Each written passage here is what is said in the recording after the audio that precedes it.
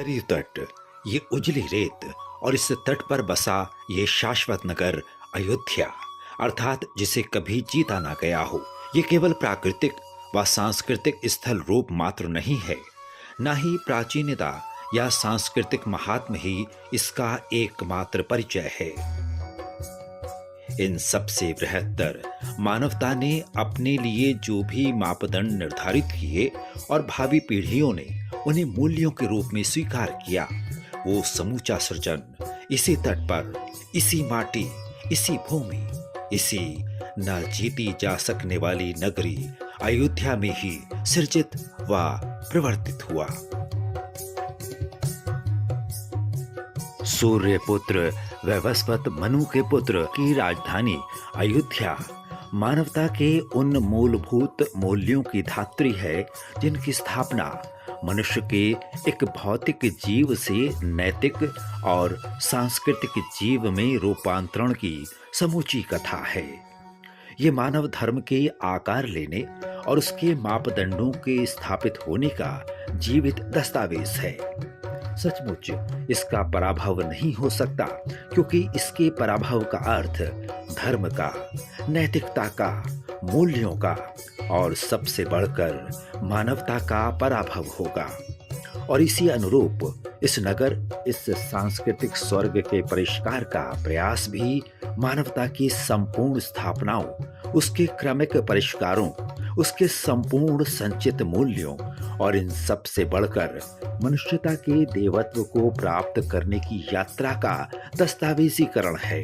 स्वाभाविक है इस नगर ने इन सब प्रवृत्तियों की प्रतिवर्ती विचारधाराओं व उपक्रमों का भी साक्षात्कार किया है और इस सांस्कृतिक संघर्ष की आग से जो स्वर्ण बनकर निकला वही हमारा प्राप्य है।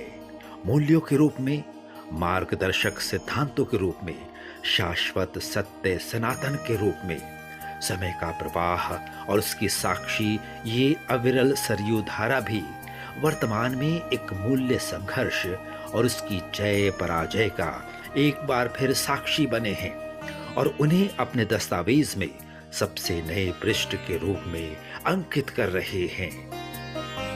ये नगर मनु के वंश के राजाओं दिलीप, रघु, अज, हरिश्चंद, नहुष, ययाति, पुरु, यदु और अनेक अनेक के पौरुष, पराक्रम, परमार्थ, दानशीलता, धर्मपरायणता, प्राणी मात्र के प्रति दयालुता व सद्भाव की साक्षी रही।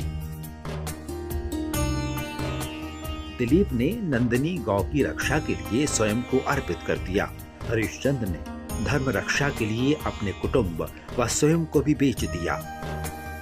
इस वंश के राजाओं ने अनेक राजसू यज्ञ किए, भौतिक संपदा का संचयन करके मानवता के हितार्थ उसे सर्व समर्पित करने का आदर्श स्थापित किया।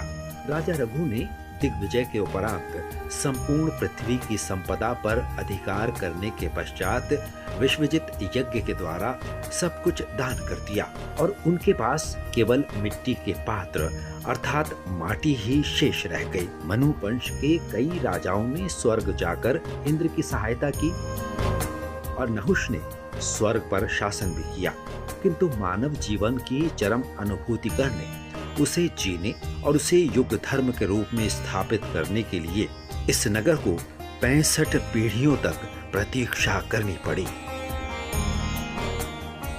राम इस वंश की 65वीं पीढ़ी में जन्मे और राम का जीवन मनुष्य के ईश्वर हो जाने व मानवीय उदात्त की उस सीमा को प्राप्त करने की कहानी है जहाँ स्वयं की कोई इच्छा नहीं रह जाती, स्वयं की कोई चिंता नहीं रह जाती, स्वयं का कुछ नहीं रह जाता और मानव मन प्रकृति से एकस्थ हो जाता है, असीम का हिस्सा हो जाता है, सूक्ष्म विराट से मिल जाता है।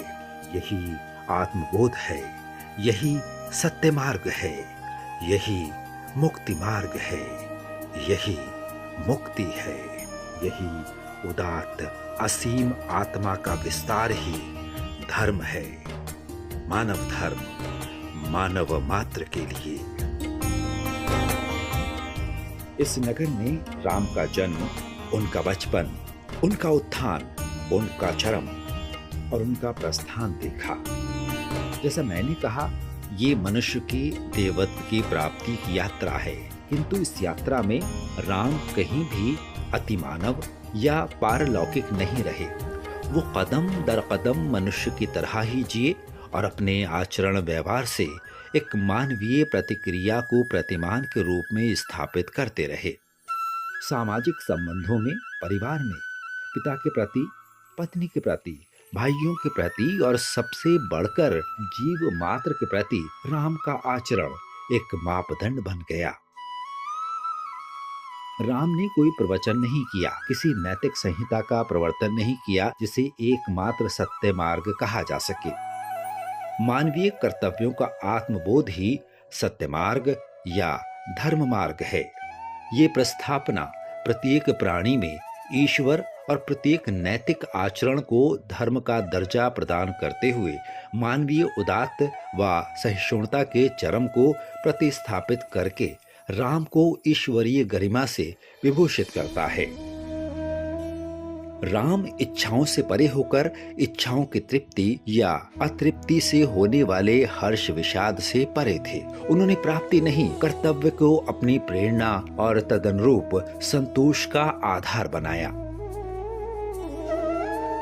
राम पद, सत्ता व ऐश्वर्य त्याग कर इस भूमि के कण कण से एकात्म स्थापित कर उसे जीने और उस माटी से जुड़े मनुष्य, जीव व प्रकृति को समझकर विविधता के संपूर्ण संदर्भों को उनके सूक्ष्म से सूक्ष्म पक्षों के साथ आत्मसात कर लेने और तत्पश्चात मानव प्रकृति और संपूर्ण जीव जगत की आकांक्षाओं को समाहित व प्रतिदर्शित करने वाली अंतर्दृष्टि प्राप्त करने के लिए ही उत्तर से दक्षिण तक पग पग चले, वनवासियों की तरह कांटों पर चले, भूमि पर सोए, माटी से जुड़े, उसके वात्सल्य को महसूस किया, उसे जिया और उस माटी के सभी जातकों से सहोदर भाव की अनुभूति की। गंगा के मैदान में, चित्रकूट की उपत्यकाओं में, दंडक वन में, विंध्याचल के पार भिन्न सांस्कृतिक परिवेश में कोलों, किरीटों, गोंडों, भीलों से न सिर्फ मिले बल्कि उनके बीच उनके साथ रहे, उनसे साक्ष्य स्थापित किया, उनके जीवन को लक्ष्य प्रदान किया, उन्हें आत्म गौरव की अनुभूति कराई, उनकी मानवीय गरिमा को स्थापित किया। इस भूमि के कण कण में तेज व सामर्थ्य का विश्वास तथा उसे प्रकाशित करके अंधकार के विरुद्ध संवाहक के रूप में सचेत करना भारत की साझा सांस्कृतिक चेतना और साझा इहलौकिक प्रस्थान बिंदुओं की ओर उन्मुख होने का आधार है। राम उत्तर व दक्षिण के प्रथम समन्वयक हैं। राम वैष्णव व शैव संस्कृतियों के समन्वयक हैं। राम शासक व शासित के मध्य खड़ी दीवार के भंजक हैं। राम राष्ट्रों के मध्य सांस्कृतिक सेतु के निर्माता हैं। स्त्री के मान, उसकी गरिमा और गौरव के लिए, समाज की प्रतिक्रिया के लिए आदर्श स्थापित करते हुए राम ने कैकेयी, अहिल्या, अनसुईया, सबरी, तारा, मंदोदरी व सीता का अवलंब किया। तो उन्होंने ताड़का और सुईपड़खा के प्रति आचरण के प्रतिमान भी उपस्थित किए ताकि मानवीय प्रवृत्तियों के बदलाव के अनुरूप आचरण को दिशा निर्देशित किया जा सके। राम किसी पंथ या मजहब के प्रवर्तक नहीं, वो मानवता के दिशा निर्देशक हैं। वो मूल्यों के प्रतीक पुरुष हैं। वो इस मिट्टी के साधक और आराधक हैं। वो मानव चरित्र के उदात्त का चरम हैं। उन्होंने जो कुछ किया, जिस रूप में अपना जीवन जिया, वही मानवता के लिए उनका संबोधन है। वही संबोधन विश्व को मानव से मानवतर होने के लिए प्रेरित करता रहा और कर रहा है। सरयू की धारा की तरह अविरल, निर्मल, सतत, शाश्वत और प्रतिपल नूतन।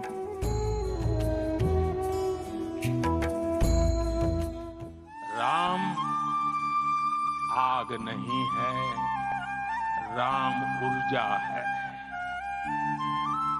राम विवाद नहीं, राम समाधान है। राम सिर्फ हमारे नहीं है, राम तो सबके हैं। राम वर्तमान नहीं, सिर्फ वर्तमानी नहीं, राम अनंत काल है।